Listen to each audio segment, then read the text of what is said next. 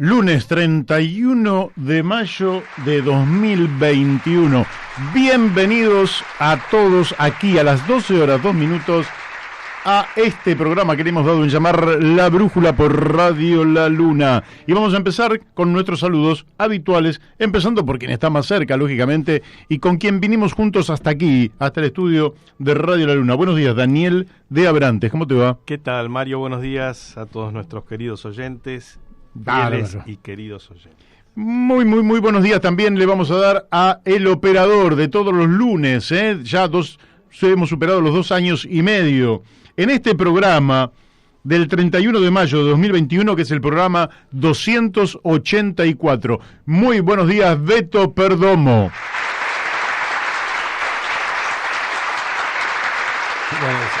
No paran nunca los aplausos. Ay, Beto. Es como si fuera... Es magnífico porque es como si fueran los 3 tenores, que ¿viste? Se ponían de pie y aplaudían. Muy bien. Bueno, muy buenos días a todos, un hermoso día que en la actualidad, y aquí en el Palomar, provincia de Buenos Aires, a 10 cuadras del Hospital Posadas, muy cerquita de la autopista del Oeste, donde está Radio La Luna, la temperatura es de 17 grados centígrados. Un cielo espléndido, la humedad 47%, vientos a 16 kilómetros por hora. Mejor es posible, porque para mi gusto con 7-8 grados más, todavía es mejor todavía. Pero la verdad que es un día espléndido para estar al aire libre, para disfrutarlo, para caminar, para hacer gimnasia, para trabajar, para hacer lo que fuera. Para construir, para manejar un taxi, un remis, para abrir un comercio. El día está espectacular. Disfrútelo, que recién va a la mitad del día. Y vamos a pasar más tiempo despierto en la segunda mitad del día que en la primera, lógicamente. Porque nadie... salvo que usted trabaje de sereno, en general todos disfrutamos mucho más la segunda parte del día que la primera. Por eso empezamos a las 12 del mediodía nuestro queridísimo programa. Le damos también los muy buenos días a Daniel Pérez, el creador, el inventor del canal de YouTube La Brújula en la Luna, La Brújula en la Luna. Va a YouTube, pone La Brújula en la Luna y se suscribe. ¿Qué va a encontrar allí? Una enorme parloteca. El nombre parloteca lo inventó nuestro amigo Miguel Pascual, y en esa enorme parloteca va a encontrar una cantidad muy grande, más de 1100 entrevistas con temas realmente interesantísimos. No le diría del 100% de los gustos, porque habrá temas que no podemos tratar, pero en 1100 entrevistas va a encontrar una variedad extraordinaria y realmente una parloteca significativa, cuya producción se la debemos nada menos que a Daniel Pérez, y cuyo título se lo debemos también a quien le damos los muy buenos días, nuestro amigo Miguel Pascual, que sigue trabajando para que todo esto siga creciendo. ¿Y realmente crece La Brújula? Sí, crece en forma sistemática, Ya llevamos 2 años y medio que damos un pasito, otro pasito. Somos una suerte de tortuga, pero ojo, ojo que si la liebre se duerme, la tortuga termina llegando antes a la meta, Y nosotros somos una tortuga que marcha, y cada vez crecemos, cada vez más gente en distintos lugares del país dice, uy, qué interesante este programa, me sumo, o lo escucho un poquito después, o escucho algunos de los entrevistados, porque por ahí no puedo tener las 2 horas íntegras para dedicarle a esta formidable producción que se llama La Brújula. Le damos los muy buenos días a Florencia Videberri, la realizadora de nuestros flyers de difusión. Muy buenos días la doctora Mónica Colunga, que hace posible que nos escuchen allí en Corrientes Capital a través de Radio Fénix FM 92.1 MHz. FM 92.1 MHz, lo dije.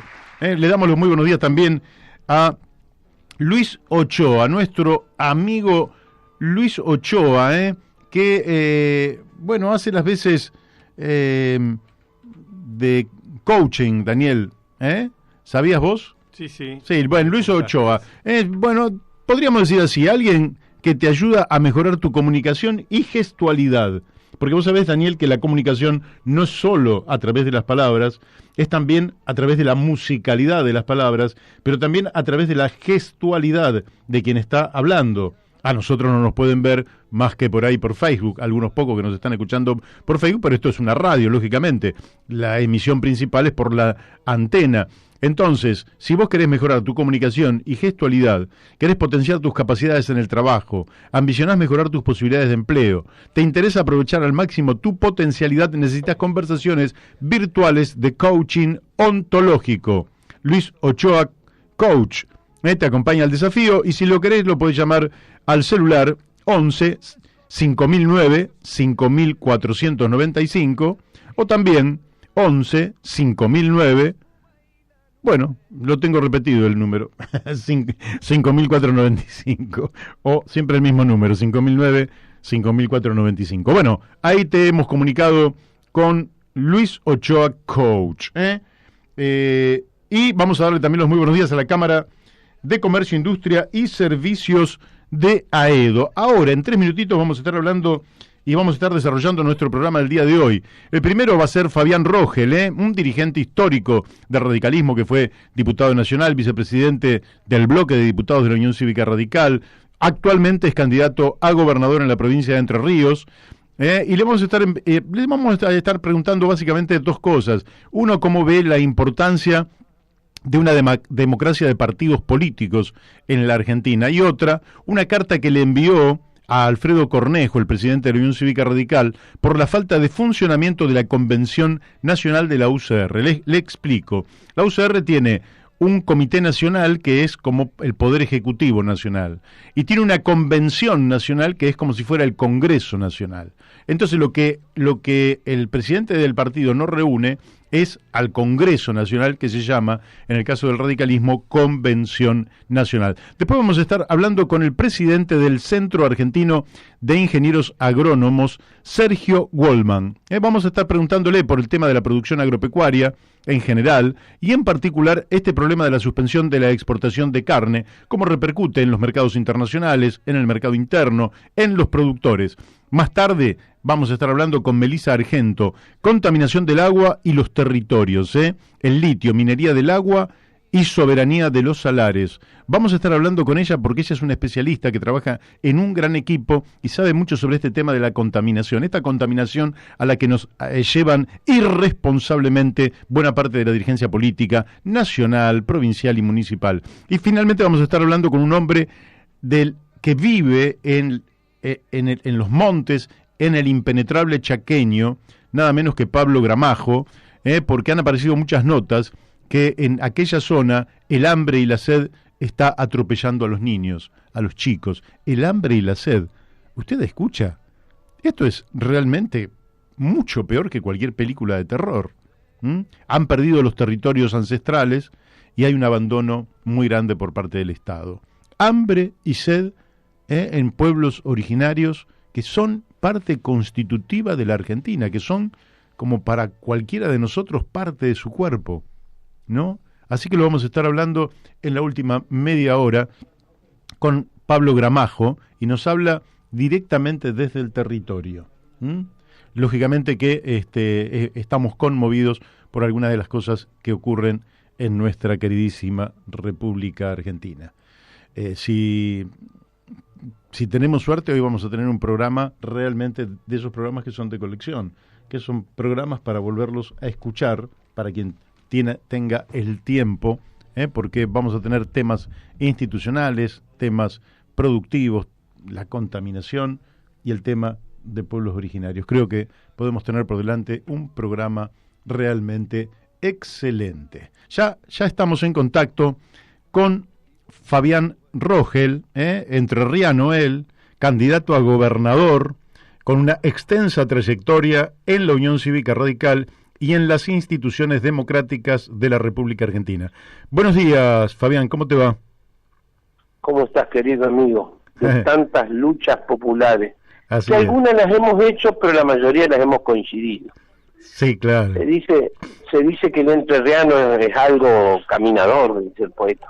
Medio fantástico a veces, pero muy firme varón. Muy bien. ¿Cómo andás vos? Bien. Aquí en hermoso lunes de fin de mayo, que no, lógicamente el invierno se nos viene encima y nos va dando algunos anuncios, pero el cielo está realmente excelente, tenemos un sol pleno y 17 grados de temperatura, así que nosotros aquí estamos, Fabián, realmente como verdaderos reyes, como si el clima se hubiera acomodado. Como si se hubiera acomodado. Entre Ríos con Buenos Aires tienen casi un parentesco importante, digamos, no hay casi, yo viajo mucho, siempre viajé en avión, pero muchas veces me gusta viajar por la campiña entrerriana, son 450 kilómetros, y la verdad que no hay diferencia de temperatura. Ah, mira, ni tampoco de humedad. Bueno. Ustedes padecen más que nosotros, un poquito más. Un poquito más, aunque Rosario me parece que padece más que nosotros. Fabián, pero lógicamente que es la vereda de enfrente. Fabián, bueno, yo primero te voy a empezar por lo que yo dije. Vos sos candidato a gobernador, o precandidato, si vos querés, a gobernador por Entre Ríos. ¿Qué te ha llevado a esta candidatura y qué perspectivas observás de triunfo en este clima raro que tenemos en el marco de una pandemia que afecta a toda la República y a todo el mundo? Bueno, hacer análisis en este contexto resulta un poco atrevido, un poco casi hasta delirante, ¿no? Pero como somos, por ahora, el bipartidismo tiene fuerte presencia en la mitad de lo que fue. O sea, ¿qué quiere decir? Tiene fuerte presencia en la discusión electoral del peronismo, con sus variantes, sus maneras de hacerlo de centro-derecha, centro-izquierda, peronismo menemista, peronismo, en fin, en todas las vertientes. El radicalismo ha quedado subsumido, por eso el bipartidismo está choqueado, porque prácticamente el radicalismo tiene un problema muy fuerte, que lo habló con vos, es el problema de la identidad. Eso hace que el discurso central del radicalismo sea un discurso de centro-derecha, ajeno a su concepción histórica y ajeno a lo que defendió históricamente el radicalismo. Miles de ejemplos podría darte para que la audiencia entienda cómo nos hemos desdibujado. Y el otro problema que tenemos, que yo también te lo comenté, es la falta de vocación de poder. ¿Cómo se exterioriza esa falta de vocación de poder? Y un partido que no tiene candidato a presidente ni a vice en las últimas dos elecciones generales, donde además en la última elección general hasta le pusieron de vice un peronista, es un partido que la verdad, no tener candidato a presidente y encima que te pongan de vice un peronista es directamente desconsiderar. Por lo tanto, yo estoy tratando, lo primero, con algunos dirigentes nacionales estamos tratando de recuperar el discurso, la carta que he enviado, que ha salido en algunos medios, inclusive nacionales, al presidente del Comité Nacional, tiende a eso. ¿Cómo puede ser que no funcione hace un año y meses la Convención Nacional? Ni siquiera el tiempo de dictadura, dice la carta que te mandé, ha ocurrido esto. Y no es que no funcione porque no funciona porque no la quieren hacer funcionar. Es el organismo máximo donde se define las políticas a llevar adelante, donde se debaten ideas y donde se realizan las propuestas de alianza. No la quieren hacer funcionar porque no les interesa. Yo soy primer convencional nacional de esta provincia y hace más de un año que fui electo y no he podido hacerme cargo porque no funciona. El actual presidente, te sugiero que lo llames, es un gran hombre, un hombre progresista. En privado te enviaré el contacto por las dudas a tu producción. Sí, claro. El doctor que hoy preside la convención, él ya se le terminó el mandato. Bueno, él no ha renunciado, el doctor Sapia, de Córdoba, no ha renunciado a la convención porque es un hombre decente, digno, y la verdad que la actitud del Comité Nacional de no convocar, porque la propia convención no puede convocar, ¿me entiende? Claro. Eso ya tiene su mandato vencido. Le ha parecido un despropósito, pero no quiere renunciar para no dejarla céfala la convención. Por más que no funcione, no la quiere. O sea que tiene los mandatos vencidos, los nuevos convencionales no han podido asumir y obviamente no hay conducción prácticamente porque Sapia, por más que se haya quedado, no tiene ningún tipo de posibilidad de resolver absolutamente nada. Eso es parte de esta falta de identidad. Y lo otro, la posibilidad de tener candidaturas. Me ha llamado Morales hace 2 semanas y me ha dicho que él por decisión digamos que Gerardo Morales, gobernador de Jujuy. Sí, digo porque porque no he sido preciso frente a la audiencia. Hablar como que si todo el mundo conociera las cosas de la política. Claro, y aparte tenemos varios oyentes que se llaman Morales de apellido, así que no vaya a ser que se autocandidaten también ellos, capaz que tienen derecho y mejor derecho. Gerardo Morales me llamó gobernador de Jujuy diciéndome que coincide con mi análisis y que él va a hacer lo posible para que recuperemos las banderas históricas respecto de esto y que va a ser candidato a presidente. Con lo cual yo no puedo decir una cosa y hacer otra. ¿Qué quiere decir esto? En Entre Ríos yo no puedo y no debo dejar que sea Rogelio Frigerio el candidato que nos represente. Claro. Primero vamos a ver si se mantiene, Cambiemos, vamos a ver si se mantiene, al menos debería haber un proceso crítico, se me ocurre a mí, y después seguramente habrá una PASO, yo tendré que ir a una PASO si se mantiene Cambiemos acá en Entre Ríos y a nivel nacional, insisto, hasta que no funcione la convención, esto vergonzosamente no lo podemos resolver, pero si esto continúa y Cambiemos funciona, iremos a una PASO en Entre Ríos para la candidatura a gobernador. En este caso, si Frigerio persiste en ser candidato a gobernador, iremos a una PASO, yo como candidato al radicalismo a gobernador. Bien, te quiero hacer una pregunta que puede resultar, digamos, aleatoria, pero que tiene que ver con los aspectos técnicos. ¿Puede ser que el número de convencionales impida realizar una reunión digital? Porque eso yo lo desconozco. No sé cuántos convencionales son y si pueden hacer una reunión digital, que hoy en día, la verdad, que es lo que se está acostumbrando en todos los circuitos, no solo de la política, sino empresaria, estudiantil, en fin, en todos los niveles. Vos sabés que tu pregunta es tan clarita que si vos tenés un minuto, sí, no le dediques más de 2 minutos a la lectura de la carta, para que no se te vaya la audiencia y se te aburra en la carta, adelantándome a ese argumento muy bueno que planteás vos, se los pongo. Les pongo que los diputados del Paula Sur se reúnen, los diputados y senadores nacionales se reúnen, es decir, y hay muchos elementos y ejemplos de muchos organismos importantes que se reúnen. Hay miles de tecnología, eso es una gran excusa decir que la convención no se puede reunir con la cantidad de convencionales que son. No, eso es una absoluta una excusa que hoy por hoy tecnológicamente no tiene ninguna razón de ser, ¿no? Es bueno que lo aclares. Al contrario. Además te voy a contar una infidencia, ¿no? He escuchado que andan buscando una manera de saltear la convención con un mecanismo extraño de, qué sé yo, de que en vez de, en Entre Ríos son 11 los convencionales. Somos, Allen fundó el primer partido moderno de América, Alejandro Nicéfalo Allen, y le creó el organismo ejecutivo, que es el Comité Nacional, y le creó organismos deliberativos, que es la Convención, ¿sí? Claro. Y lo hizo en un concepto federal y representativo, para que no sea la provincia de Buenos Aires la que maneje por número de habitantes este partido. Muy bien, en Entre Ríos somos 11. Por lo tanto, andan buscando, me dijeron, no lo puedo confirmar, porque hasta que no hable el presidente del Comité Nacional, que es el que tiene que convocar, no lo sabremos, andan buscando de qué manera pueden hacer una convención más chica y que, como diciendo, bueno, vamos a buscar una representatividad más chica acá en Entre Ríos, en todo lugar, y a partir de eso vamos a resolver la cuestión. La verdad que es un disparate antidemocrático, claro, ajeno a la Unión Cívica Radical.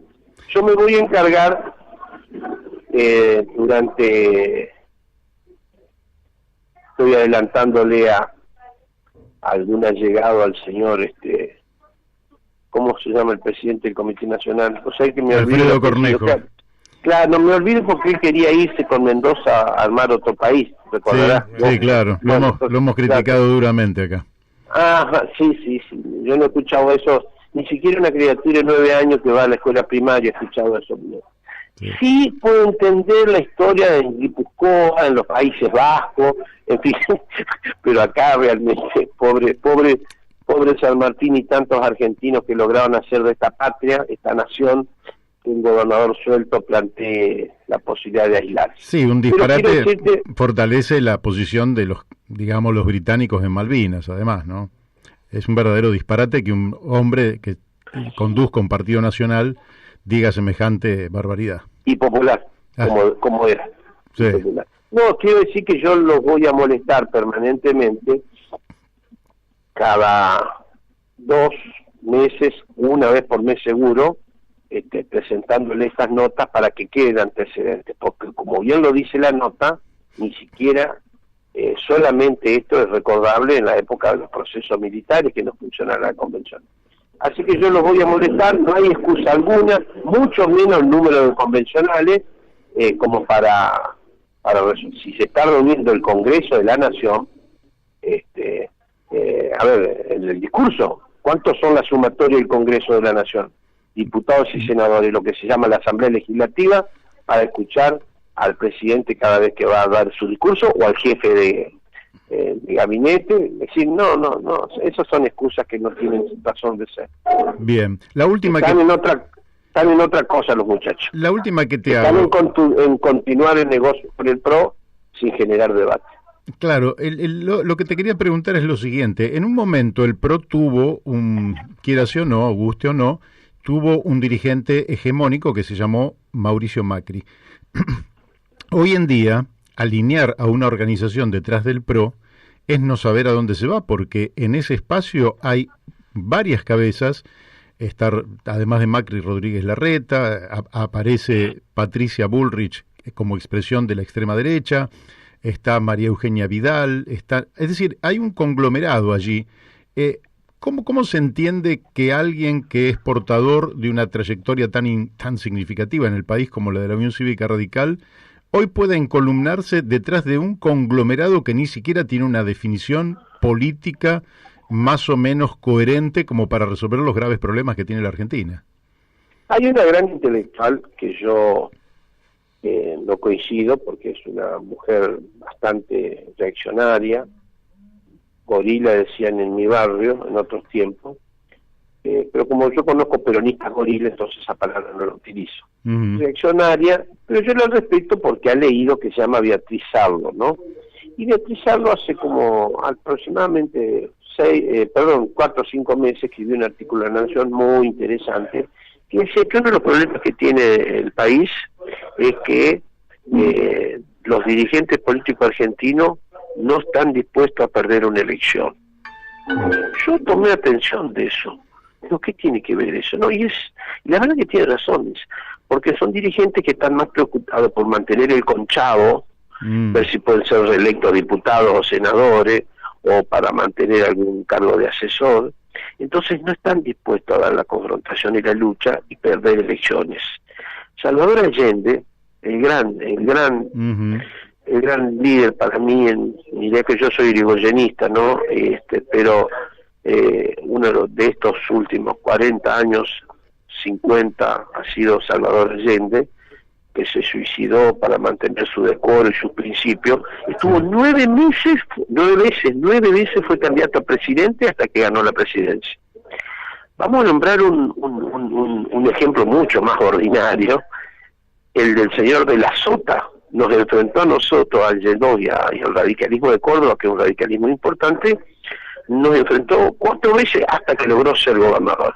Esto que pareciera un detalle, no es un detalle, porque muestra la vocación de poder de una dirigencia que está dispuesta a dar todas las batallas posibles. Nosotros no nacimos, a diferencia del peronismo que nació desde el poder. El señor Perón llegó a tener 3 cargos: vicepresidente de la Nación, secretario de Previsión y Acción Social, y ministro de Guerra, 3 cargos, y construyeron todo su poder desde una política a favor de los trabajadores, pero desde el Estado. Nosotros, para llegar al poder, tuvimos que hacer 3 revoluciones. Esto indica los caminos que hay que volver a transitar en la política mundial y de la Argentina. Hay que volver a buscar verdaderos dirigentes políticos que estén dispuestos a confrontar con los poderes económicos reales y plantearle de cara al pueblo otra alternativa. Yo creo que plantearse hoy en esta dirigencia radical anodina, que no tiene discurso, que repite los mismos discursos que arma el señor Marcos Peña con los trolls, la verdad que a mí no me preocupa. Yo creo que nunca va a haber un liderazgo, porque es un conglomerado de conservadores, y como todos los conglomerados de dirigentes hay matices. Creo que hay matices, todos pelean por lo mismo, que es ser gobierno a partir y defender los grandes intereses. ¿O vos creés que hay matices estructurales entre Patricia Bullrich y este muchacho que gobernó Macri? Ninguno. Todos defienden los mismos intereses. Serán matices, serán personalismo, en fin, qué sé yo, qué sé cuánto, ¿no? Pero bajo ningún punto de vista yo creo que ese es el problema central. El problema es central, que tamaño partido, que tiene una representación de Ushuaia a La Quiaca, que tiene estructuras de diputados, concejales, diputados provinciales, senadores, diputados nacionales, mayoritariamente, ¿no? Hoy coincidiendo con este discurso es lo que te dije, es un problema de identidad. Y encima, que cuando vengan las elecciones no presenten candidatos, bueno, ya hay una vocación de poder. Esto, yo voy a tener un encuentro tal vez la semana que viene personal con Gerardo y otros dirigentes nacionales, como Casella. Cachi Casella sigue siendo un hombre de una profundidad ideológica y una coherencia personal extraordinaria. Por decirte, este hombre que yo te dije, el actual presidente de la convención, Sapia, cuando lo entrevistes te vas a dar cuenta que es un hombre de un pensamiento nacional, intransigente, progresista. Bueno, creo que hay posibilidades de desplazar a los que están atornillados, como diría la señora Salva, a los conchavos, a los cargos, creyendo que la posesión de los cargos es lo que los dignifica a ellos y los hace representantes de algo, ¿no? Eso no es así. No, el PRO, que lo arreglen ellos. Demasiados problemas tenemos nosotros para andar tallando, porque en la interna entre Patricia Bullrich, el señor Macri, el señor Rodríguez Larreta, son parte de una misma cosa. Y Irigoyen, ¿sabe cómo decía? A ver. En el debate... Con esto cerrás. Sí. Iba a ser un buen cierre. En el debate epistolar, porque fue por carta, más importante de la vida política argentina, y radical, que fue entre el doctor P. Molina, que se había ido del Comité Nacional con discrepancias con Irigoyen. En ese debate entre el doctor P. Molina de Córdoba e Irigoyen, cuando el doctor Molina le quería marcar alguna diferencia, como diciendo, no, mire que estos no son tan malos, fulano de tal no es tan malo, Irigoyen le dijo, no se equivoque, Molina, refiriéndose a los regiminosos, son todos iguales. Muy bien. Fabián Rogel, te mandamos un abrazo y muchísimas gracias por participar aquí en La Brújula por Radio La Luna. Si la semana que viene estoy, ineludiblemente voy a tratar de encontrarte y ojalá nos permita vernos al menos con un café de por medio. Excelente. Te tengo que entregar un libro. Excelente. Un gran abrazo. Hasta siempre. Fuerte abrazo. Y nos vemos. Bueno, hemos hablado con Fabián Rogel, exdiputado nacional y bueno, con mucha trayectoria. Y que se rompa, pero que no se doble, por favor. Claro, y me parece que, bueno, yo creo que necesitamos, la Argentina, el pueblo argentino necesita lo mejor del peronismo, lo mejor del radicalismo, lo mejor del socialismo, lo mejor del humanismo, lo mejor de los ambientalistas, lo mejor del feminismo. Necesitamos ir a un nuevo paradigma en la Argentina, porque así como vamos, esto es una catástrofe. Y creo que no hay ningún tipo de duda respecto de que esto viene muy, pero muy mal conducido y vamos de mal en peor. Pero nunca hay que darse por vencido y siempre hay que pensar que la realidad nos indica que hay mujeres y hombres en distintos lugares en capacidad de construir algo mejor, una Argentina que se pueda, que sea vivible, una Argentina que sea digna, una Argentina moderna, justa, que es lo que estamos necesitando y que no es tan difícil porque hay otros países y otros pueblos que lo han logrado de manera tal que no puede ser algo tan, pero tan difícil.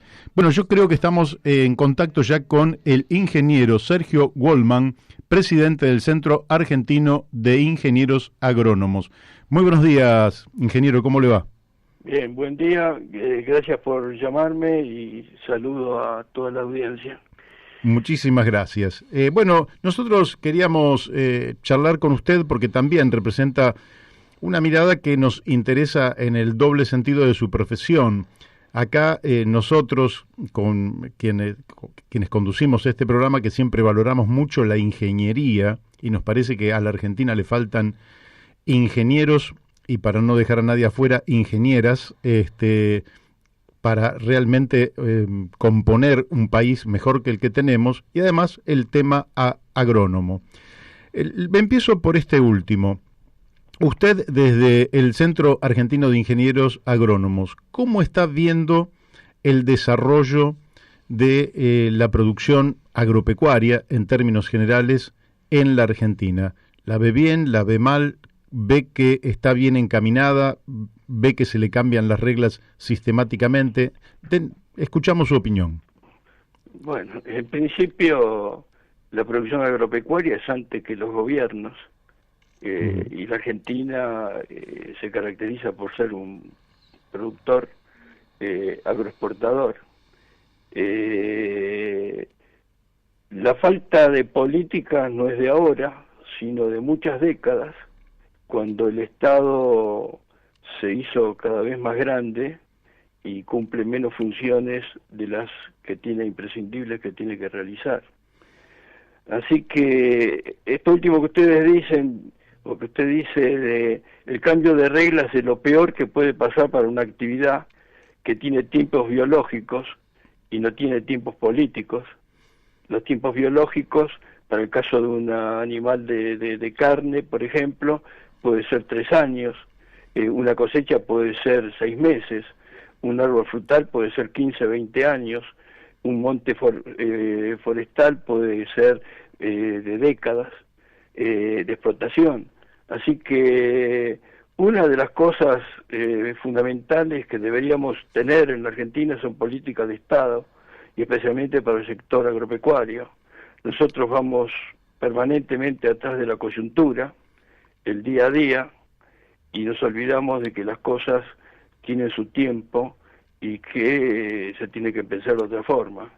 Un productor ganadero, si hoy tiene que invertir y pensar qué va a pasar de acá a 3 años, debería tener por lo menos claro cuáles son las reglas en las cuales va a producir en esos 3 años y cuáles son las reglas que se van a mantener en el momento de que se va a poder vender esa producción, ¿no? O realizarla. Claro. Y yo eso que usted dice creo que toda la gente lo entiende muy sencillo, porque es como ir a jugar al fútbol y que a mitad del partido le cambien las reglas.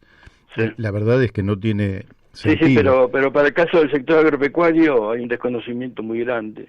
Claro.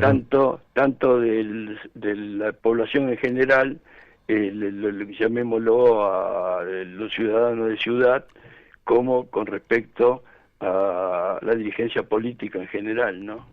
Sí, acepto que es así y que... Claro. Ahora, yo le quiero preguntar, antes de que mi compañero Daniel de Abrantes le haga otra pregunta, le quiero preguntar, ¿a qué atribuye usted que no se puedan establecer determinadas reglas de juego con tiempos que efectivamente contemplen la evolución de los negocios, que está condicionado por procesos biológicos, y que, por ejemplo, no se anuncie un cambio de reglas con el tiempo de anticipación suficiente? Por ejemplo, yo puedo decir, sobre tal cultivo voy a incrementar el impuesto al 90%, pero eso lo voy a hacer en el 2028. Entonces, cualquiera sabe que ese año no va a poder sembrar ese producto.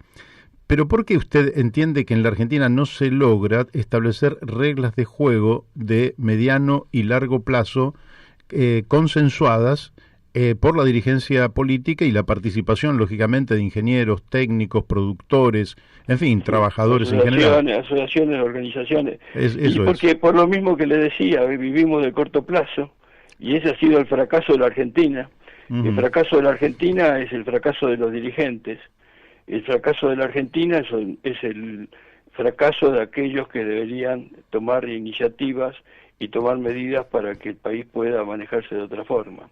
Aquí valoramos más nosotros el resultado electoral, y esto intensificado, por supuesto, gracias a la competencia que establece el cronograma electoral cada 2 y cada 4 años, o cada 2 y 4 años cambio de gobierno, pero evidentemente nosotros estamos privilegiando en la Argentina el cambio de autoridades, el proceso electoral, y no valoramos nosotros lo que se debe saber. En primer lugar, no se respeta la Constitución en la Argentina. La Constitución es algo de que no la leemos, no la estudiamos, no la aprendemos y no nos enseñan.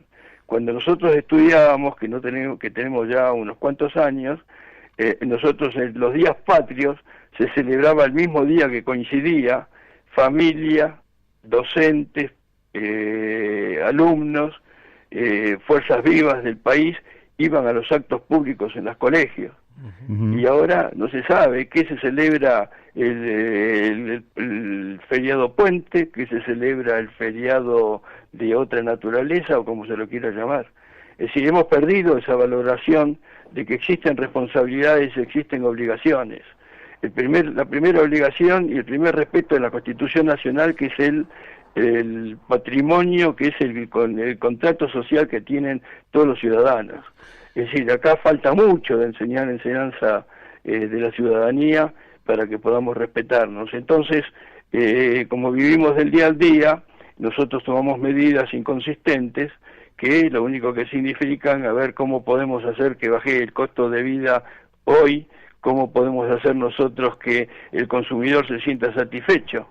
Pero no se hace con medidas, se hace con políticas y se hace con ciudadanía. Falta mucha ciudadanía en la Argentina. En esta línea de lo que está explicando y hablando de políticas de Estado, le quería hacer 2 preguntas. Evidentemente, cualquier producción agropecuaria tiene 2 componentes fundamentales. Uno es la tierra y otro es el productor agropecuario. Son los 2 grandes protagonistas.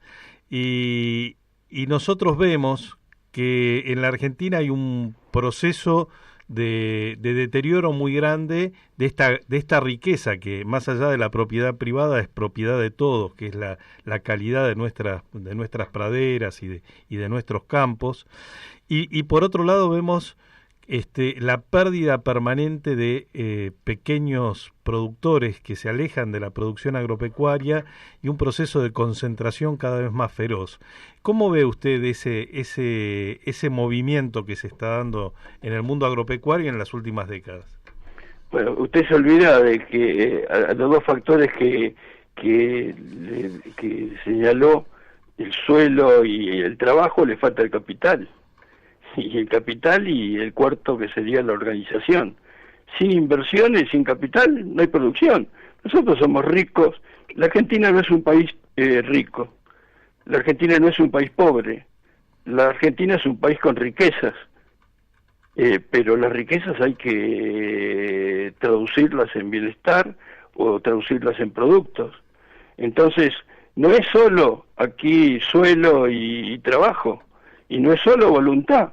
Acá se necesita conocimiento también, y conocimiento aplicado, y se necesita inversiones, y sin inversiones no hay suelo ni capital, ni trabajo.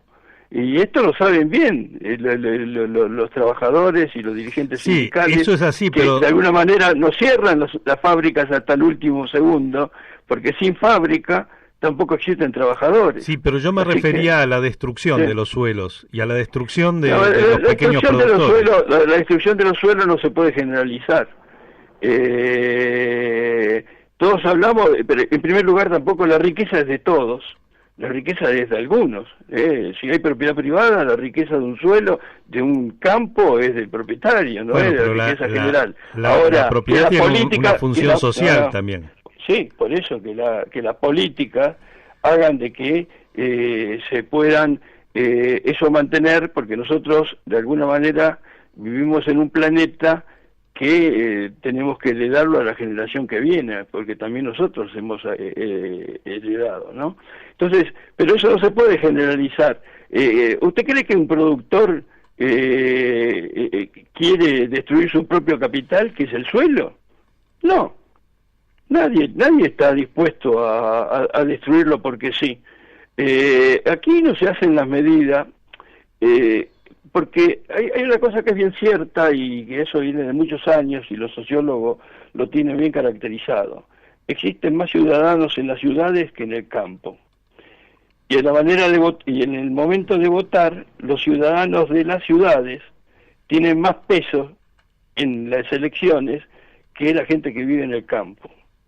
Entonces, echarle la culpa al otro parecería que es muy fácil, pero la gente que vive en el campo no tiene conectividad, no tiene agua corriente, no tiene electricidad, no tiene caminos, no tiene infraestructura de hospitales, no tiene un montón de cosas que tiene otra gente, pero sí le vamos a exigir que ellos cuiden el patrimonio del suelo para que lo tengan para que lo disfruten otras generaciones o la gente de las ciudades.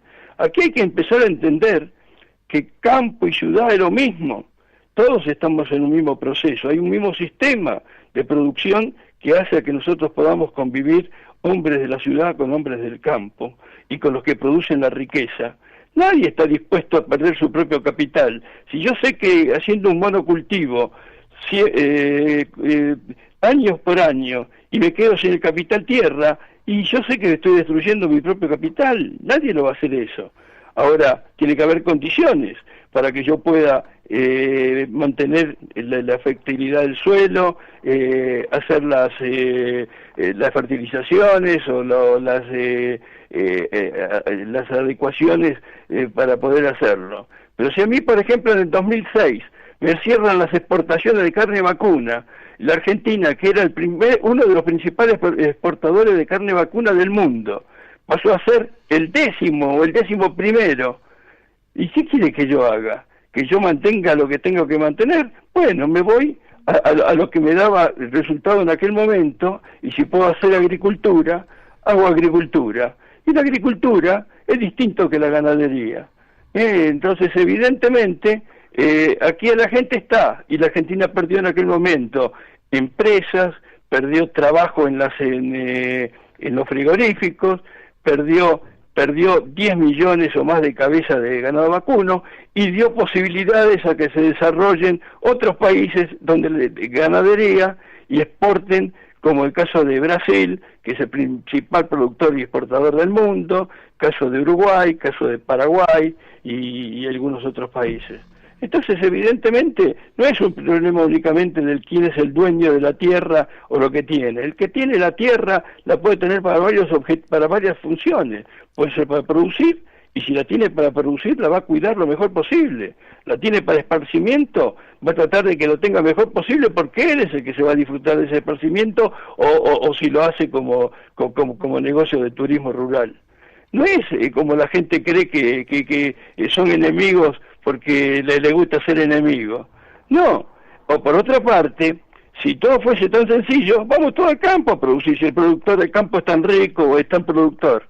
Y también, si los gobiernos creen que con medidas, con leyes o con decretos o DNU como se gobierna ahora, es suficiente que saquen un decreto que todos somos felices, que todos todos somos ricos, que todos tenemos acceso a todos los bienes que queremos, y que nadie produzca, que todos somos ricos, listo, suficiente, tenemos vivienda, tenemos agua, tenemos todo.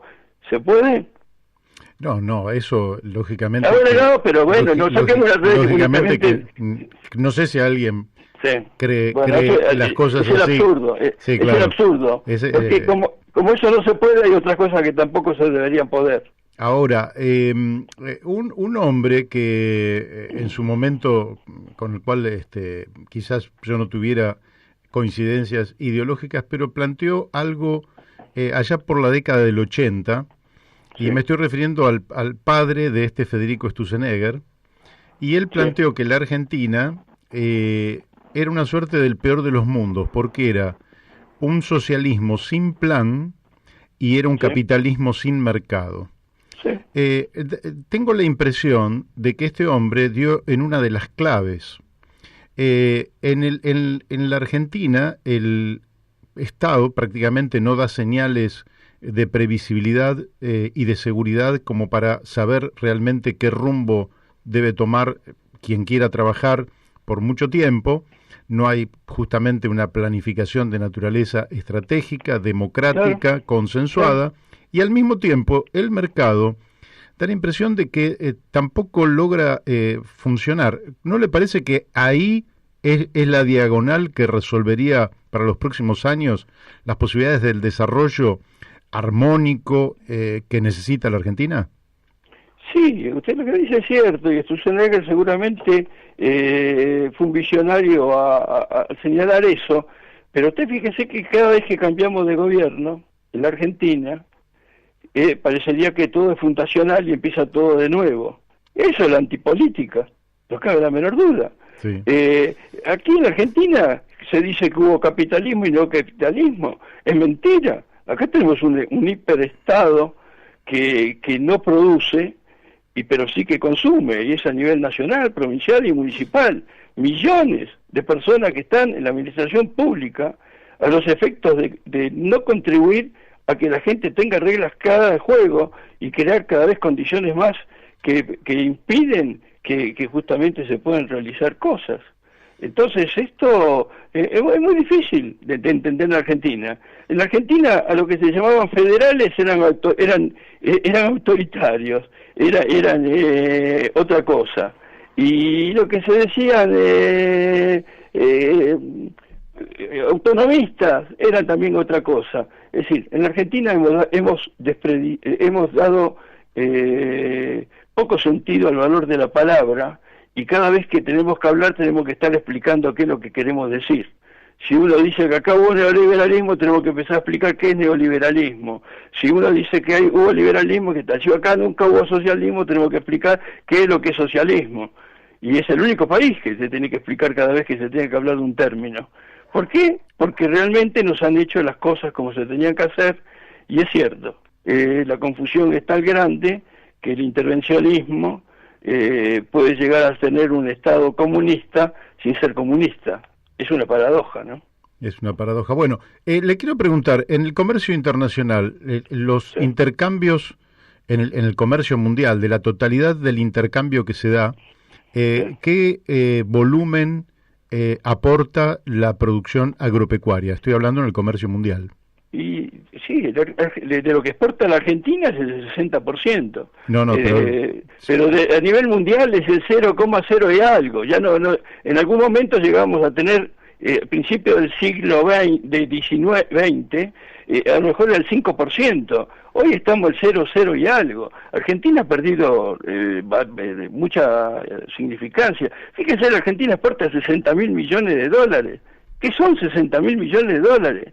¿Cuánto tiene los millonarios más grandes del mundo? 3 veces. Millones. Miles de millones. Y nosotros aportamos 60.000 millones.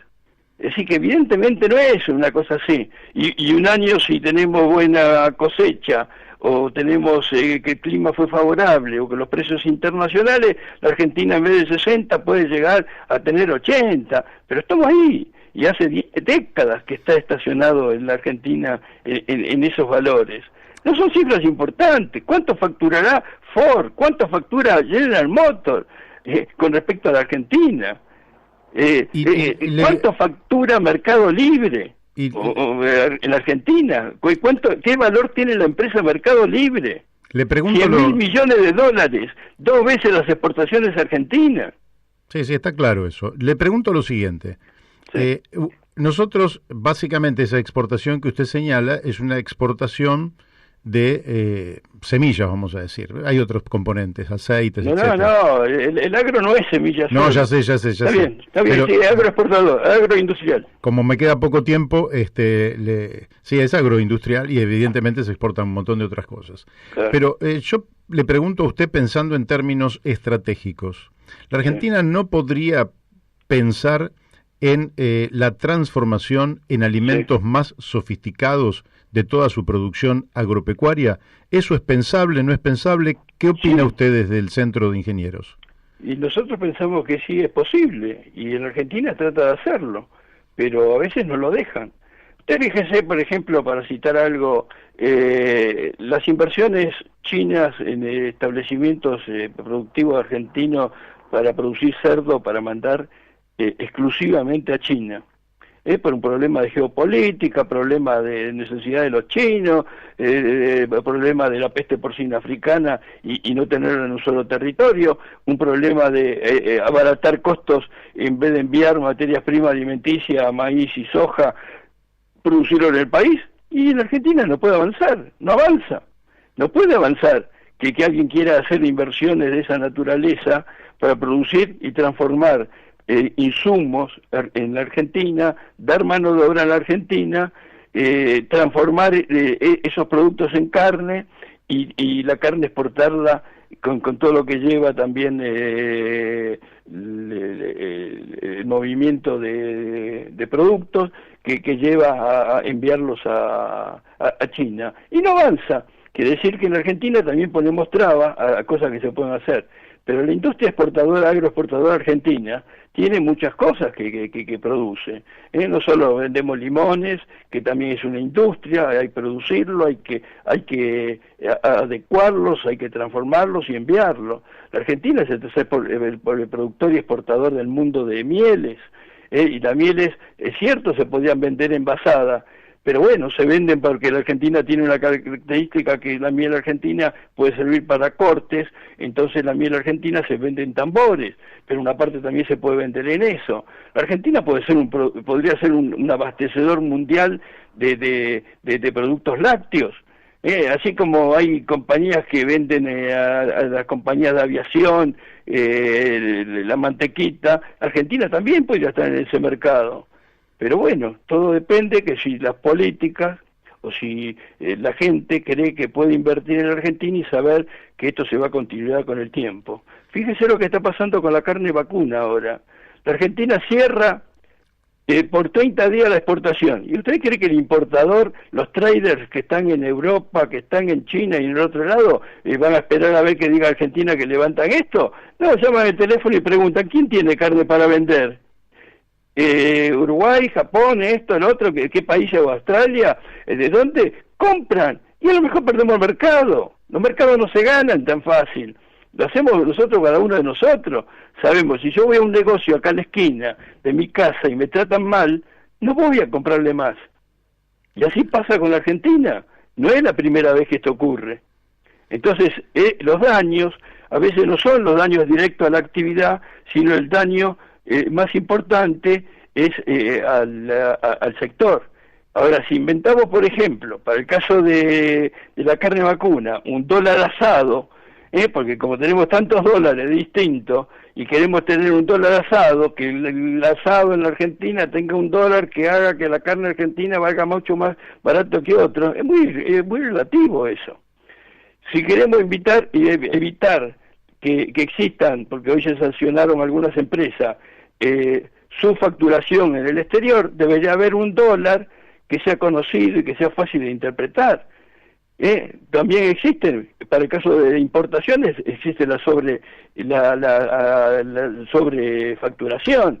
¿Por qué? Porque estamos diciendo algo que es anormal en todas partes del mundo, que es que exista esto, que existan dólares de distintos valores. El dólar debería ser de la forma más sencilla de que se puede interpretar por cualquiera de las personas. Así es. Y fíjese, como nosotros no resolvemos los problemas de fondo, siempre vamos a tropezar con la misma piedra, porque el problema de Argentina es la inflación, es el gasto público, es la falta de inversión, la falta de política de Estado, la falta de incentivos para que se pueda producir, pero no hay incentivos para el capitalismo de amigos, un incentivo para el capitales en serio, bueno, todas las cosas que sabemos, ¿no? Sergio, le agradezco muchísimo, el tiempo se nos ha ido, bueno, se ha expresado creo que con total libertad, nos quedaron algunas preguntas y quedará para una próxima invitación. Bueno, le mandamos un saludo. Bueno, gracias a ustedes y saludos. Chau, hasta luego. Bueno, hemos hablado con el ingeniero Sergio Goldman y ahora vamos a la tanda de la radio y seguimos aquí en La Brújula en la Luna. Bueno, seguimos aquí en La Brújula por Radio La Luna AM 1140 y ya estamos en contacto con Melisa Argento. Buenas tardes, Melisa. Buenas tardes, Mario, ¿cómo estás? Un gusto hablar contigo y un saludo grande para todos quienes nos escuchan. Muchísimas gracias. Melisa, en realidad, estábamos en contacto, siempre estamos en contacto con sectores ambientalistas, ecologistas, defensores del ambiente, y nos dieron tu nombre, porque nos dijeron, Melisa, que participa de un gran equipo, es especialista en temas de contaminación y estudia los territorios. Vamos a empezar porque nos digas vos y te presentes en qué, digamos, colectivo estás trabajando y qué tarea en ese colectivo has tomado vos. Buenísimo. Bueno, yo hago parte de un equipo de investigación que se llama Geopolítica, Grupo de Estudios en Geopolítica y Bienes Comunes, que venimos trabajando hace ya más de 10 años, Mario, sobre la cuestión del litio en los territorios de Argentina y también de Chile y de Bolivia. Hemos investigado mucho. Adentro del grupo, bueno, hay diferentes investigadores.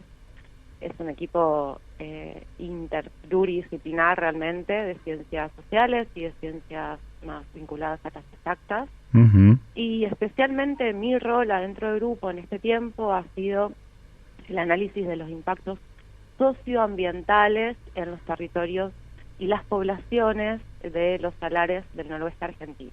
En este sentido, sí, aclarar que no soy hidrogeóloga o geóloga, sino que más bien yo soy politóloga y doctora en ciencias sociales. Es decir, que el abordaje que yo tomo, digamos, más allá de que complemento mis estudios con el de colegas biólogos, geólogos, hidrogeólogos, digamos, el abordaje es precisamente socioambiental, ¿no? Me interesa ver Correcto. específicamente el impacto también social que produce la minería sobre estos territorios.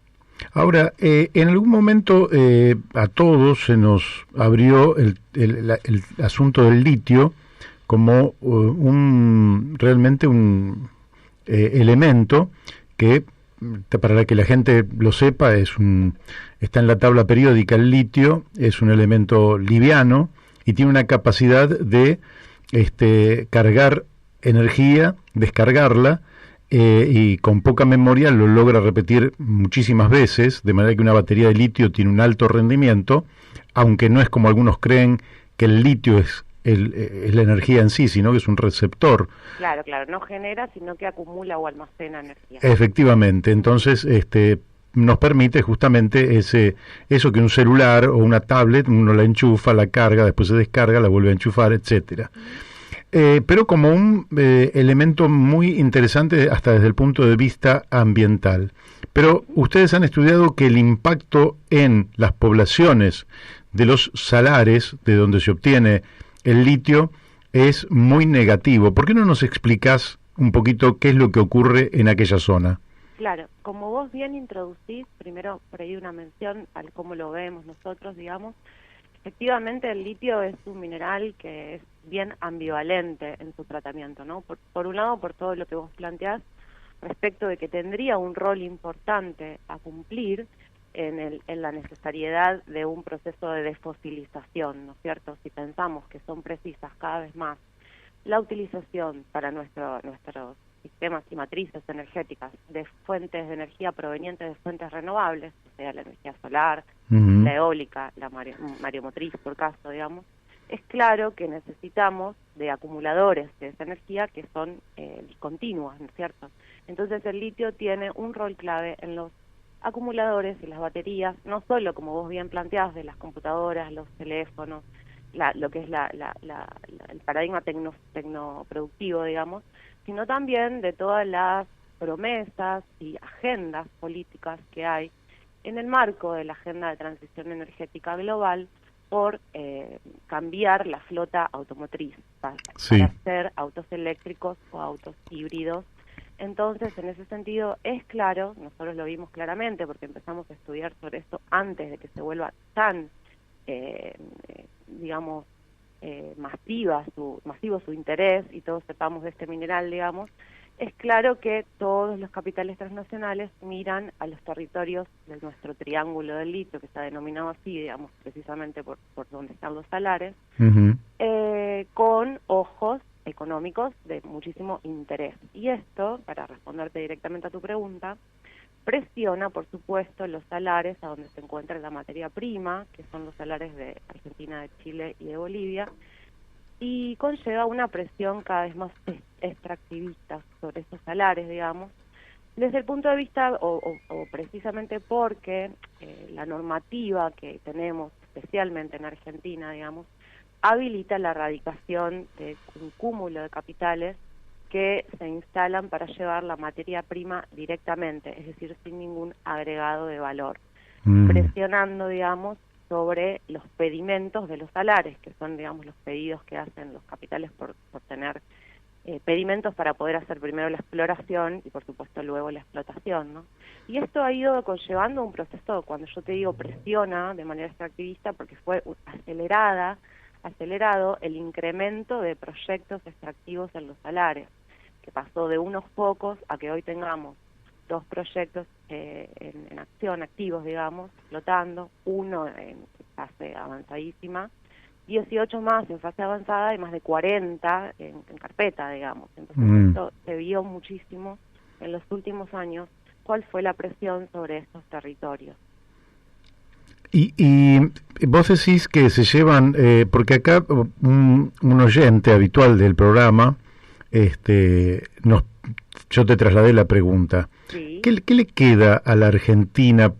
No veamos el aspecto social de la región, ni veamos por un momento los impactos ambientales o la contaminación del agua. Dejemos de lado por un momento ese tema. En cantidad de dinero, ¿qué es lo que le queda a la Argentina de ese extractivismo que vos decís, no lo vamos a llamar salvaje, pero muy parecido, porque se han lanzado sobre él como verdaderas bestias a tratar de sacar todo lo que puedan? Bueno, es bien compleja la temática porque efectivamente, digamos, hay muchos ojos que están mirando nuevamente el litio como si fuera, nosotros decimos, digamos, como una especie de recurso eldoradista más, entonces que solo por el hecho de tenerlo entran muchísimas rentas. Ahora, cuando uno empieza, o sea, exportarlo, ¿no? Ahora, cuando uno empieza a desentrañar cuál es el marco normativo que regula la actividad, hay que decir primero que el litio no tiene un marco normativo específico y se rige por el mismo marco normativo de la minería metálica, o sea, de la minería en general. Entonces ahí cuando uno ingresa a mirar cuáles son esas estructuras normativas, se da cuenta rápidamente que hay un corset jurídico que no contribuye para nada a ningún proceso endógeno de desarrollo ni de captación de renta, te diría. ¿Por qué? Porque tenemos la reforma constitucional del 94 con el artículo 124 que provincializa el recurso, es decir, son de las provincias.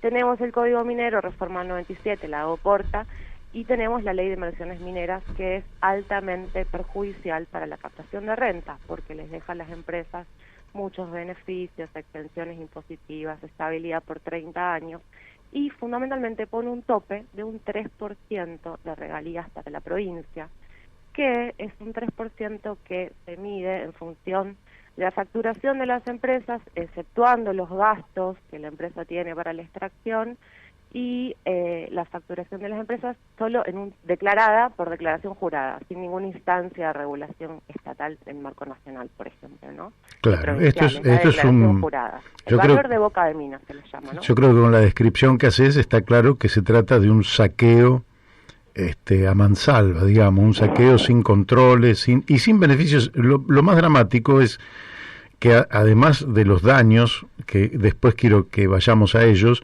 desde el punto de vista económico, no le representa nada al país. No, y además te diría algo, cuando uno empieza a investigar un poco más cómo es el comportamiento especulativo de los capitales, se da cuenta de que como son grupos consolidados por diversos capitales, puede ser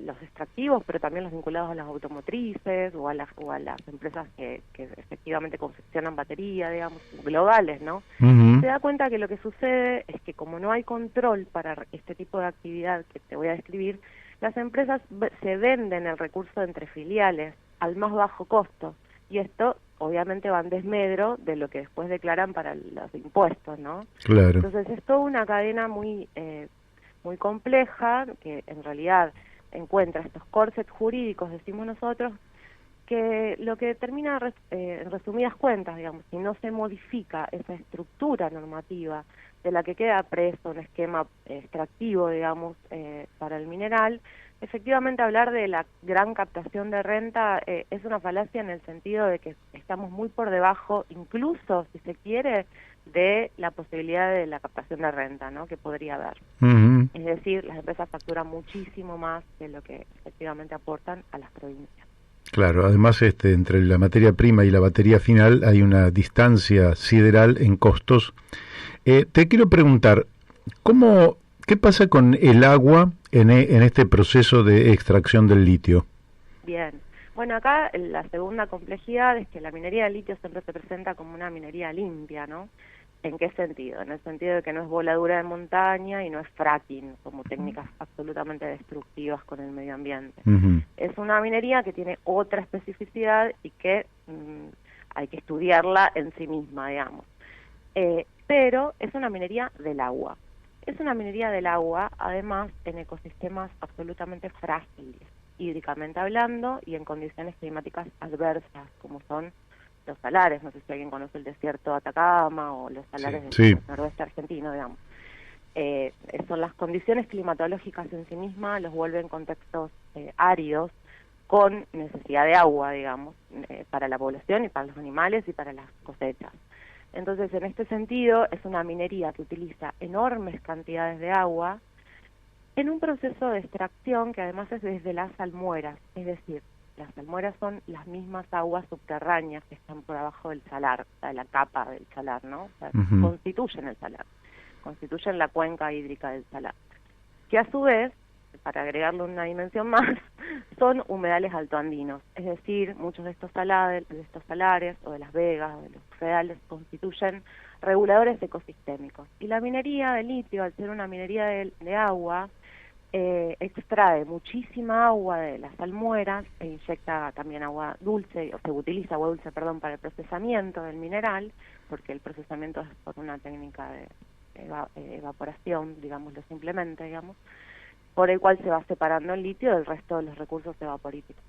Es muy complejo dar una suma única respecto de las cifras de aguas que se utilizan, porque depende en mucho de condiciones climatológicas, de concentración del litio en cada salar, va variando de salar en salar respecto de cuáles son los otros elementos evaporíticos que se encuentran juntos con el litio, pero para la obtención de carbonato de litio y considerando cifras de las propias empresas, o sea que podríamos pensar que son cifras de las más conservadoras en cuanto al uso del agua, se estiman entre 900.000 litros por tonelada de carbonato de litio de salmueras y 30.000, algo así, de agua dulce. Se utilizan ambos tipos de agua. Y esto, o sea, sobre la base de que no existen, esto voy a hacer una aclaración bien importante, no existen estudios hidrogeológicos que estudien el comportamiento integral de las cuencas acuíferas. Hay muchísimas discusiones respecto de cuánto y cómo afecta. Desde las poblaciones y con muchos equipos de investigaciones que trabajan en poner en cuestión, digamos, esta problemática, vemos que al no haber estudios integrales no se puede evaluar los riesgos de estrés hídrico. ¿Qué quiere decir esto? Cuánto agua se saca del salar en relación a los tiempos de la propia recarga natural, ¿no? Uh-huh. Esto puede redundar en sequías, en como digo, estrés hídrico, en sequía de las vegas y de los bofedales, que son las fuentes de agua de la zona, ¿no?, de las poblaciones que habitan aquí. Y por esto, las poblaciones que habitan en estos territorios vienen hace años demandando que la minería de litio rivaliza con el agua, digamos, con los usos del agua, rivaliza con su propia reproducción de sus vidas, ¿no? O sea, sus formas de reproducción de sus vidas, sus animales, sus cosechas, sus usos de agua para consumo humano, y bueno, vienen instalando evidentemente la agenda de esta problemática hace mucho tiempo. Sí, lo que pasa con estas poblaciones es que al no estar en los grandes conglomerados urbanos, su peso electoral es bajo y el sector político pasa por alto estas demandas que son tan válidas como las de cualquier otro sector, pero al que no se le dan mayor importancia. Te pregunto justamente por el papel del Estado, es decir, el Estado es el responsable de controlar la salud del ambiente. ¿Qué papel está jugando en este caso? Porque ustedes evidentemente no son funcionarios públicos. No. Ustedes lo hacen porque son movimientos ambientalistas, ¿es así? Entonces, creadores también comprometidos, ¿no? Claro, ahora, el Estado, ¿qué papel cumple para justamente estudiar el impacto ambiental, estudiar el impacto social, estudiar las consecuencias futuras que puede tener esta extracción? ¿Qué papel cumple? Sí, sinceramente es el problema, digamos. No pueden las empresas ser jueces y partes, y de hecho es una de las principales demandas que emergen desde los territorios, ¿no? Desde los conflictos y de las poblaciones que son las impactadas por la minería del litio, que exigen y le piden al Estado precisamente tener control autónomo respecto de las empresas, ¿no es cierto? Claro. Estatal, pero también que puedan ser definidos de parte de las propias comunidades y poblaciones. Claro. ¿Por qué, digamos? Porque, o sea, en principio, bueno, por esto que planteaba yo respecto de los informes de impacto ambiental, que son parcelizados, que son contratados asesores de las empresas, que pasan por los juzgados de mina. Bueno, hay muchos estudios respecto de cómo se da mayormente la aprobación de estos informes y además el problema de la parcelización, es decir, no hay informes integrales sobre todo el territorio. No sé si esto se llegó a escuchar o no, pero bueno, por las dudas lo reitero. No, reitéralo porque eso no se escuchó. Sí. Bueno, este es un problema, digamos, porque las empresas parcelizan, ¿no?, el informe a su área de influencia directa o indirecta, y no hay de parte del Estado estudios que puedan medir o cuantificar el impacto total de la sumatoria de los proyectos si estuvieran en acción, digamos, si se ponen a explotar sobre este territorio. Este es un primer problema y es algo que para nosotros es clave, que debiera ser control del Estado central aparte, o sea, nacional y no provincial, porque luego en las provincias lo que sucede como una especie de competencia interprovincial para que efectivamente se radiquen las empresas en esos territorios y en esos salares, ¿no? Por la captación de regalías, claramente. Pero entonces tenemos que una cosa es que debería existir estudios integrales y completamente autónomos de las lógicas empresariales y de los intereses económicos. Eso es un primer paso, controlados por el Estado-Nación claramente, y en el marco de una planificación integral para el mineral, si estamos entendiéndolo como un mineral que tiene un rol a cumplir hacia el futuro, digamos. Acá lo que tiene que haber es una política integral respecto de cómo se trata este mineral y respecto de cómo se trata, fundamentalmente se respeta a las poblaciones, porque lo segundo que no sucede y que debería suceder por ley, nacionales, provinciales e internacionales, legislaciones internacionales, es que no se respeta el derecho a la consulta previa, libre e informada en estos territorios. Que es un derecho que ha sido ratificado, digamos, del convenio 169 de la OIT, ratificado por Argentina como gran conjunto de los países de América Latina, que luego terminó siendo un derecho que es una piedra en el zapato, digamos, para muchos procesos de minería, porque finalmente no se los respetó ni se los implementó y no existe la legislación que regule la implementación en estos territorios.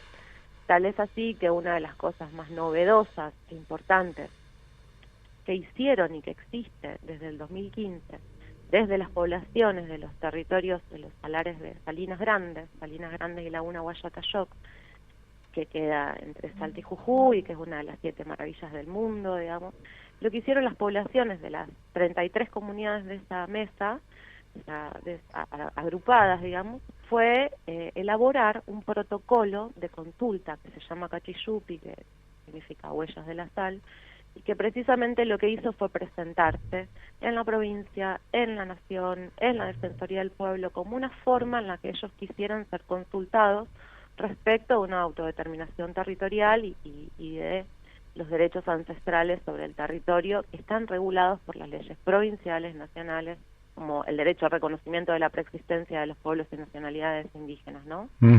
Así es. Y también tienen incluso, a partir de instituciones como el INAI, el reconocimiento a personerías jurídicas y también a títulos territoriales, ¿no?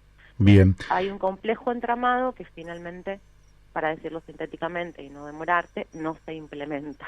Claro, sí, nosotros vivimos una democracia restringida en la Argentina, pero hay una última pregunta que te quiero hacer porque el tiempo se nos ha ido y han quedado varias cosas en el tintero y tuvimos ese pequeño corte.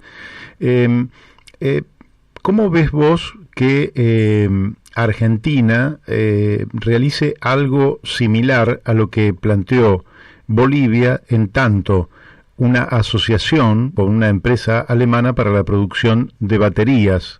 En fin, dentro del ascenso que se puede decir en los 2 minutos que nos quedan. Mira, yo sinceramente lo que veo es que si no se modifica la estructura normativa que rige la minería del litio, cualquier esquema de asociación quedará preso, colocando a la Argentina en posiciones absolutamente subalternas y dependientes o neodependientes, como lo querramos pensar, es decir, desfavorables en relación a las potencias globales. En este sentido, digamos, uno puede pensar que sea para armar una empresa pública, o sea para pensar un proceso de encadenamiento productivo en los salares, habría que ver en cuáles, porque hay salares en donde las comunidades no quieren que se saque litio ni para su industrialización, y hay otros salares en donde efectivamente ya están las empresas, Sale de Jujuy, Exar, Minera del Altiplano, o sea, Liven, y que debería ser sobre esos, ¿no? Que se haga un tratamiento, en todo caso, de nacionalización o algún esquema más vinculado con la soberanía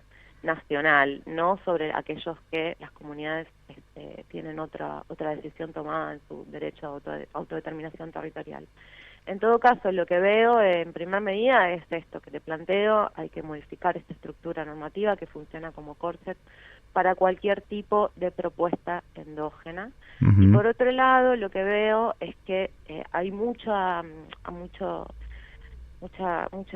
interés y mucha cuestión realmente políticamente interesante y potencial respecto de la articulación para hacer la batería. Hay muchos investigadores trabajando sobre esto, mucha apuesta de grupos de investigación referidas a la investigación de la confección de batería o elementos o partes de la misma, ¿no? Sí. Que implican procesos de agregado de valor y que están trabajando, y no hay una coordinación integral de una política pública nacional que ponga en valor esto para hacerlo de manera coordinada entre los diferentes centros de investigación. Y al mismo tiempo, digamos, hay también una apuesta por la reciente, ¿no? Sobre la ley de electromovilidad y demás, y que lo que a mí me parece es que juega un rol que queda también atravesado por finalmente otras decisiones, como por ejemplo los tratados entre la Unión Europea y Mercosur, que van a bajar los aranceles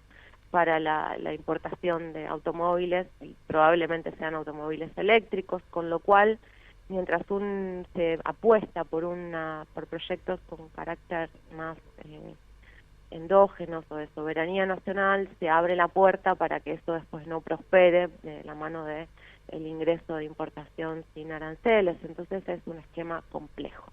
Bien. Bueno, Melissa, el tiempo se nos ha ido y seguramente la seguiremos en otro momento. Desde ya te agradecemos, ha sido muy clara en tu exposición y la vamos a seguir porque es un tema absolutamente estratégico y da la impresión de que al Ministerio de Producción se le ha escapado la tortuga. Te mandamos un abrazo desde aquí y muchísimas gracias. Un gran abrazo para vos, reitero de nuevo para todos quienes escuchan en esta situación tan compleja que estamos viviendo como sociedad. Y bueno, estoy a disposición y espero haber arrojado algunas ideas. ¿Hay alguna página donde podamos contactarlos y ver supuesto. su trabajo? Sí, tenemos con el grupo de Geopolítica y Bienes Comunes, Geopol Comunes o Geopolítica y Bienes Comunes, lo buscan así y enseguida van a encontrar una página, 2 libros que son investigaciones muy completas sobre la temática de los diferentes investigadores que trabajan otras dimensiones que yo, siempre cruzando dimensiones globales, nacionales, regionales y territoriales. Excelente. Qué bien, muy bueno. Te preguntaba además porque tengo una hija que es doctora en antropología, que está casado con un geólogo que es doctor en volcanes, o sea que se la pasan discutiendo estos temas. Qué bueno, qué bueno. Bueno, y te envía un saludo también a Ariel, que se puso en contacto. Bárbaro. Bueno, hasta la próxima entonces. Hasta luego. Chau. Bueno, hemos hablado con Melissa Argento, sobre un tema más que importante. Ya vamos a estar hablando con nuestro amigo Pablo Gramajo, desde El Impenetrable. Qué placer hablar con gente que explica con tanta precisión y claridad, ¿no? Sí, claro, porque son profundamente estudiosos y lo hacen con gran seriedad, con sentido humanista, ambientalista, ecologista, con sentido nacional, de defensa de lo nuestro. La verdad es que a veces, al observar la práctica de gobierno que se hace desde Buenos Aires, uno dice, pucha, qué lejos está Buenos Aires de cada uno de estos lugares, ¿no? Sí. Qué lejos está ese gobierno del que se espera tenga una respuesta. Yo me acuerdo de unas películas que no voy a decir de qué país porque todos la van a recordar, que los habitantes en situaciones muy extremas estaban esperando que llegaran a defenderlos, ¿no? Y venían con las trompetas y con los caballos, ¿no?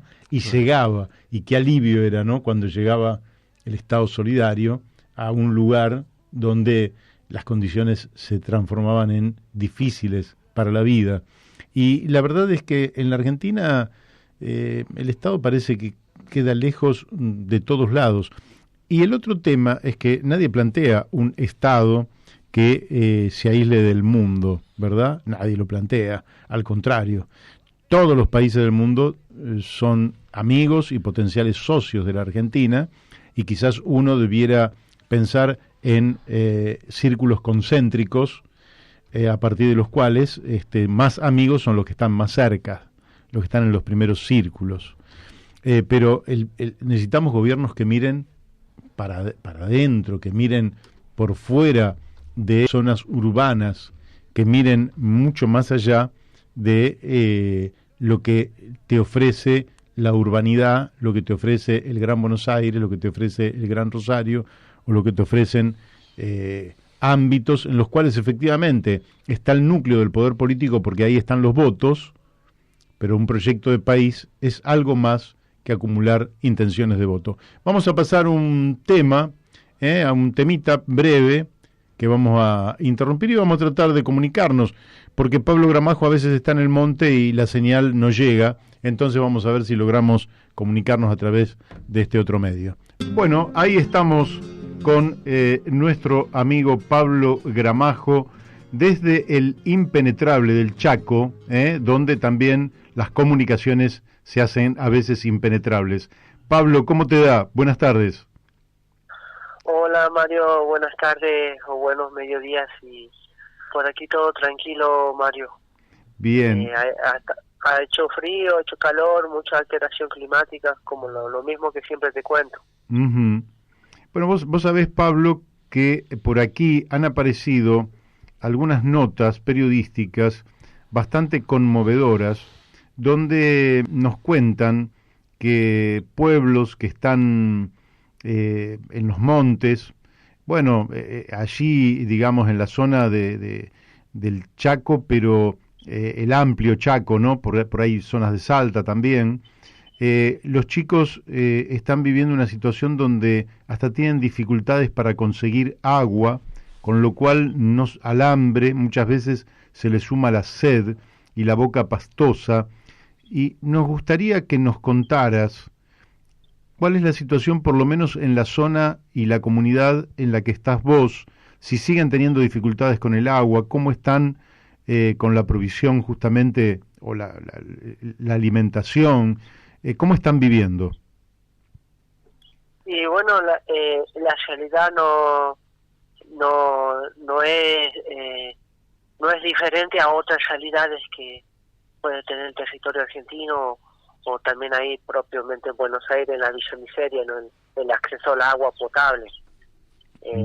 Lo mismo que se sufre en otras regiones, se sufre aquí con la cuestión del acceso al agua potable. Pero bueno, para pensarlo, la dificultad de que se tiene como pueblo indígena dentro de la salida del Chaco impenetrable, hay que también pensar en una cuestión mucho más amplia, histórica, cultural, racial, ¿no? Y entonces el malestar que se vive actualmente no es solamente el malestar de las condiciones básicas, sino el malestar simbólico con la cuestión de raza, como que siempre, yo te traigo siempre la misma idea, Mario, porque es lo que más molesta y lo que más hace mal dentro de la orden de la cultura o de la propia vida.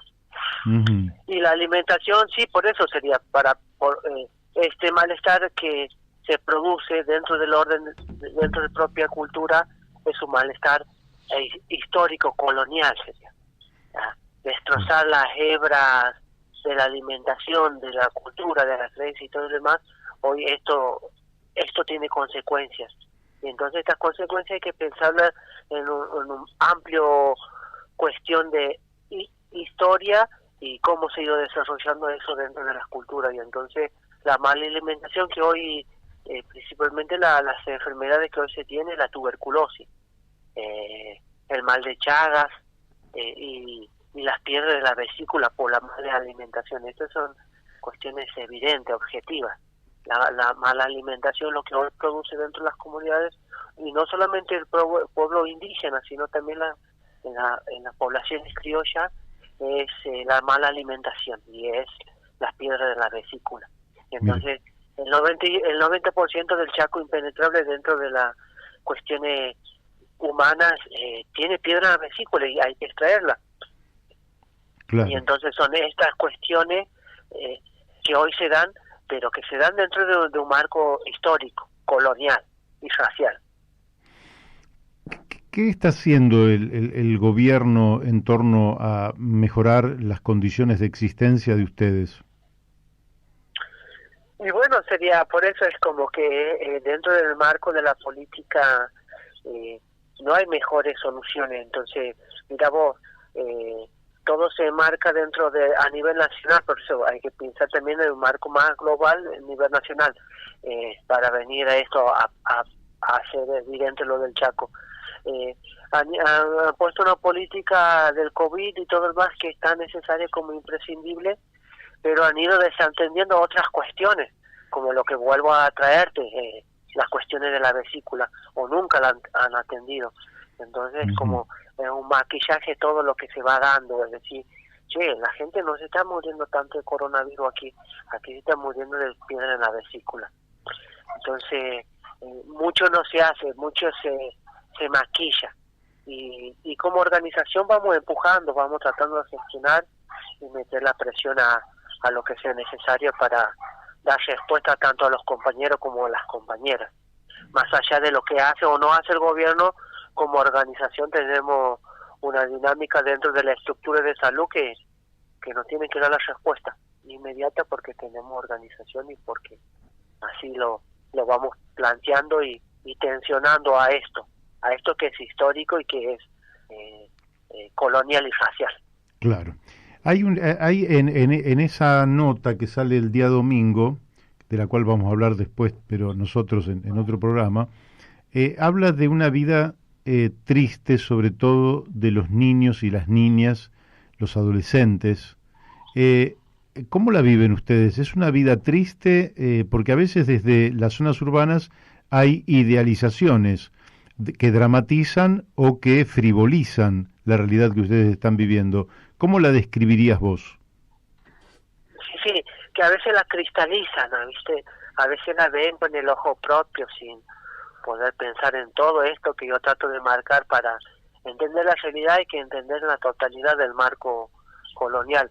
Entonces, yo puedo afirmar, Mario, que el que vive en el paisaje no le acaece la tristeza de la forma que se entiende la tristeza. Si hay limitaciones, claro que hay limitaciones dentro del orden del paisaje viviente, del paisaje siempre va a tener limitaciones. Sea el agua, sea los mosquitos, sea las víboras, sea lo que sea, pero ese que ha habitado el paisaje lo sigue habitando, y yo creo que siempre el paisaje va a amortiguar lo que duele. Por algo los ricachones van a vivir en los country.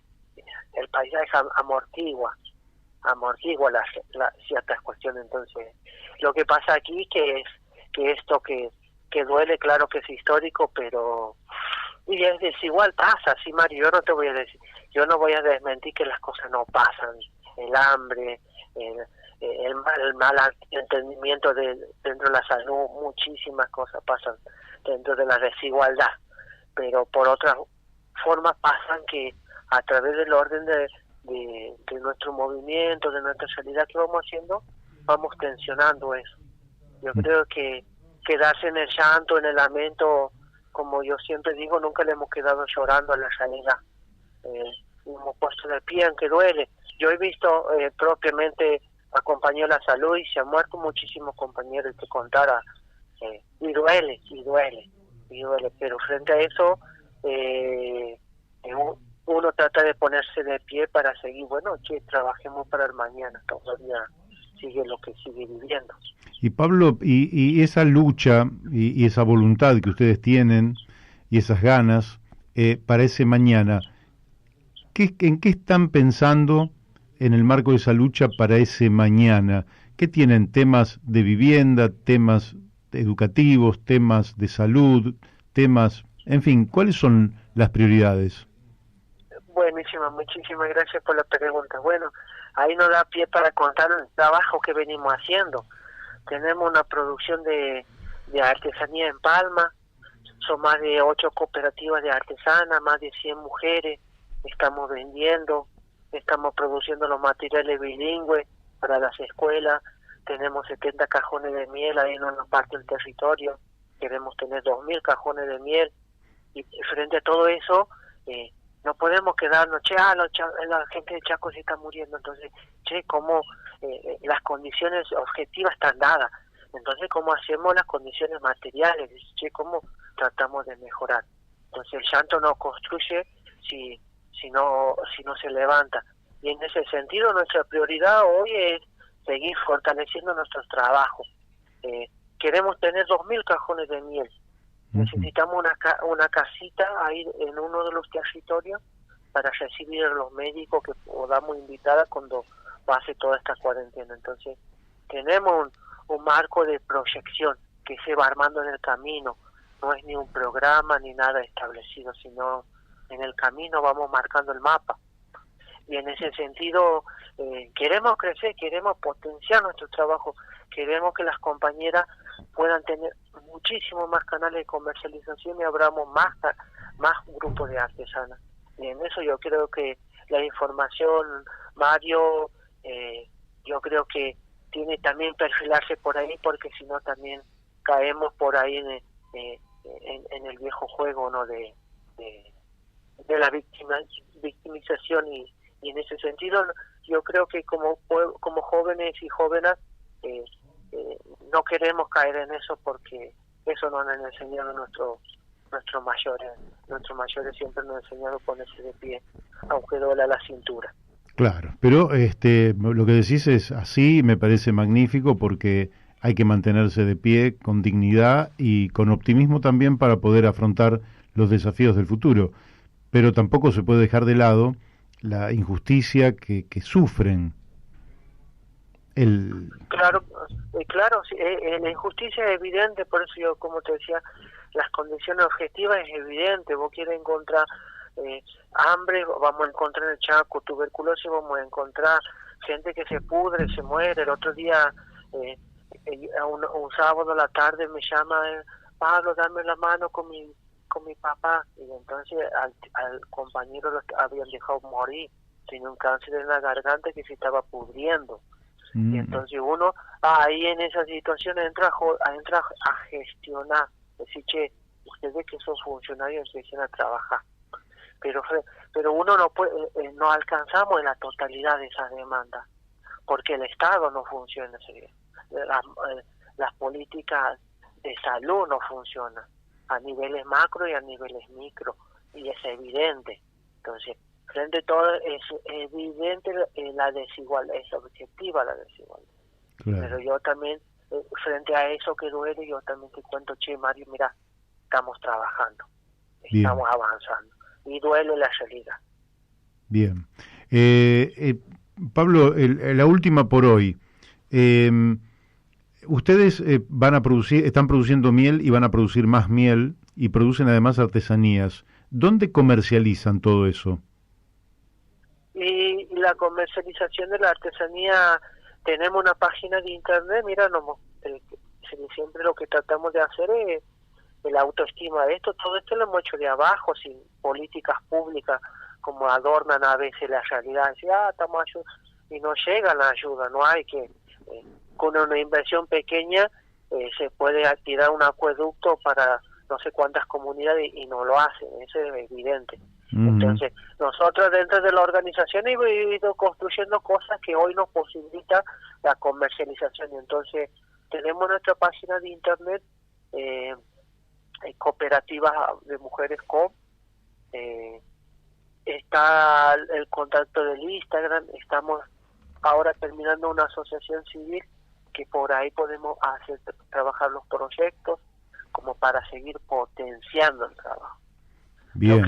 Lo que va a mantener la vincularidad es el trabajo, es eso. El lamento no va a ser dividir porque siempre va a doler a uno más que otro. Entonces, en el lamento pongamos el trabajo y avancemos en eso, compañeros y compañeras. Y la realidad es desigual, Mario, para los pueblos originarios. Y para los desventajados también, como yo veía una nota de ahí de unas villas ahí en Buenos Aires que faltaba agua también, y dice, entonces hay una desigualdad estructural, y como pueblo y como nosotros hemos decidido en esa desigualdad elegir el trabajo. Muy bien, eso me parece magnífico. Me parece que está muy bien, lo que no inhibe de que el Estado cumpla con sus deberes constitucionales y legales y morales.